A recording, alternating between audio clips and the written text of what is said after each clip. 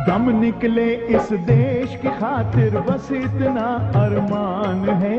दम निकले इस देश की खातिर बस इतना अरमान है।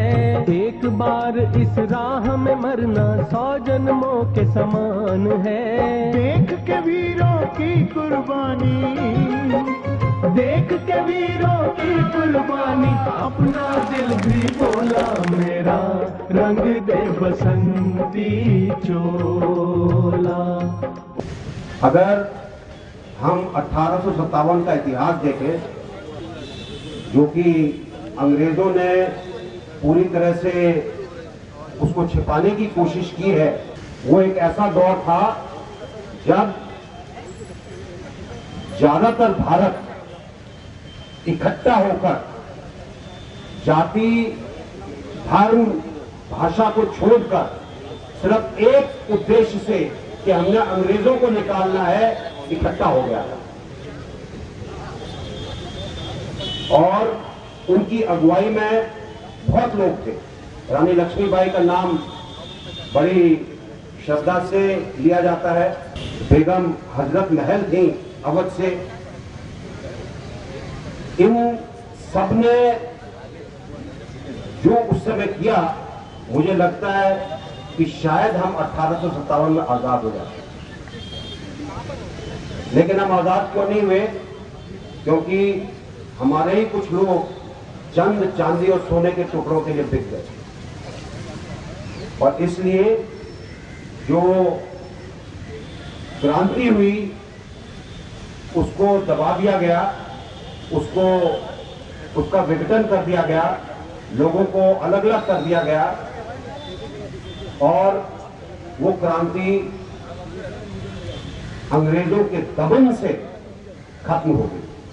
अगर आप कभी उस समय का सही इतिहास देखेंगे तो आपको पता चलेगा कि कितना दमन हुआ, कितने लोगों को कितने निर्मम तरीके से मारा गया था, कितना धन लूटा गया था, कितने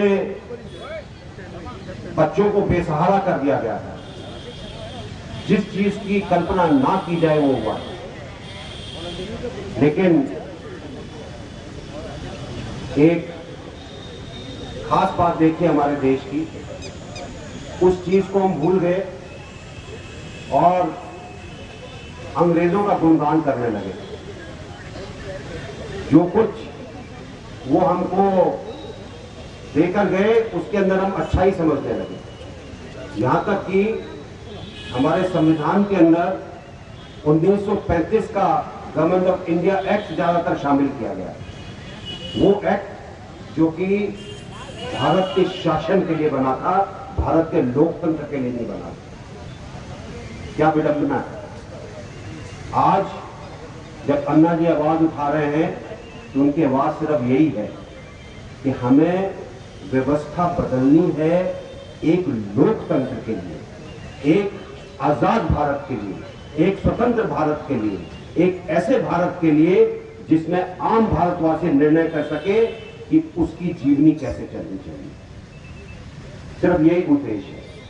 कुछ ऐसा करें जिससे भारत दोबारा स्वतंत्र सही रूप में।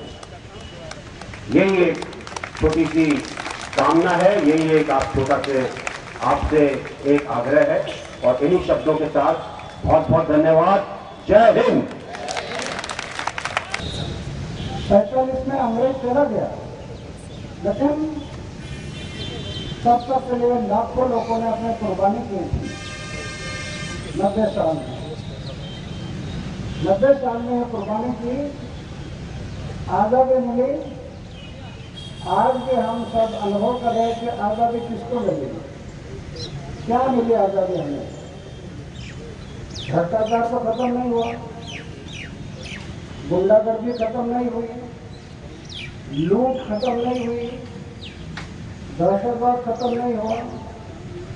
तो हुआ क्या अंग्रेज ज्यादा? सिर्फ गोरे गए और काले आ गए, सर इतना है। अंग्रेजों ने इस देश को नहीं लूटा होगा उतना हमारे जो लोग लूट रहे हैं इस देश को। तो इसीलिए हम लोग कह रहे हैं कि आजादी की दूसरी लड़ाई है। प्रश्न खड़ा हो जाता है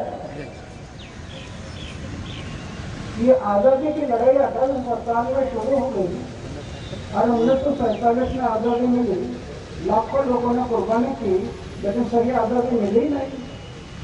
तो क्या वो कुर्बानी जायज हो गई? नहीं। इसलिए तो हम देश में निकले, बाहर जगह निकले लोगों को कि वो कुर्बानी